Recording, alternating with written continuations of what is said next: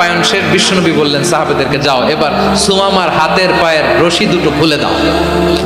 সাহাবারা বললেন, ইয়া রাসূলুল্লাহ, কি বলেন আপনি? ও তো হত্যাকারী, সুযোগ পায় নাই, আপনারে মারতে পারে নাই, ছেড়ে দিলে আবারও আপনার উপর তলোয়ার নিয়ে ঝাঁপিয়ে পড়বে। নবী, এই সিদ্ধান্ত আপনি নিতে যাবেন না। বিশ্বনবী বললেন, যেটা বলেছি সেটা করো, সুমামার রশিগুলো ছেড়ে দাও, সুমামার হাতে পায়ের রশিগুলো যে তোমরা খুলে দাও। সাহাবারা তর্ক জুড়ে দিলেন, লা ইয়া রাসূলুল্লাহ, এমনটা করবেন না তো, ভয়ঙ্কর ভয়ঙ্কর খুনি, কি জানি কি হয়ে যায়। বিশ্বনবী বললেন, না, তার হাতে পায়ের রশিগুলো খুলে দাও। সাহাবারা বিশ্বনবীর কথা মতো তার হাতে পায়ের রশিগুলো খুলে দিল। সুমামা মুহূর্তের মধ্যে মসজিদে নববী থেকে বের হয়ে ইয়ামামায় ফিরে না যে মসজিদে নববীর পাশে একটা খেজুর বাগান ছিল, সেখানে চলে গেলেন। সেখানে একটা ছোট্ট কুয়া ছিল, কুয়ার পানি দিয়ে তিনি গোসল করলেন। সুবহানাল্লাহ পড়েন।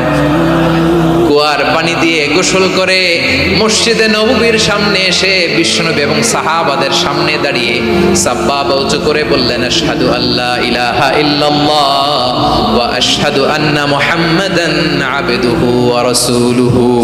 আল্লাহু আকবার। আমি সাক্ষ্য দিচ্ছি আল্লাহ ছাড়া কোনো ইলাহ নাই, আর মুহাম্মদ আল্লাহ তাআলার প্রেরিত বান্দা এবং রাসূল। প্রিয় ভাইয়েরা, ইহসান দিয়ে যা জয় করা যায়, কঠোরতা দিয়ে সেটা কঠিনকালেও জয় করা যায় না। আওয়াজ করে বলেন ঠিক কি না? এবার সুমামা দাঁড়িয়ে বলে, ওগো নবী, আমি তো কালিমা পড়ে মুসলমান হয়ে গেলাম, এবার শোনেন। এই মুহূর্তে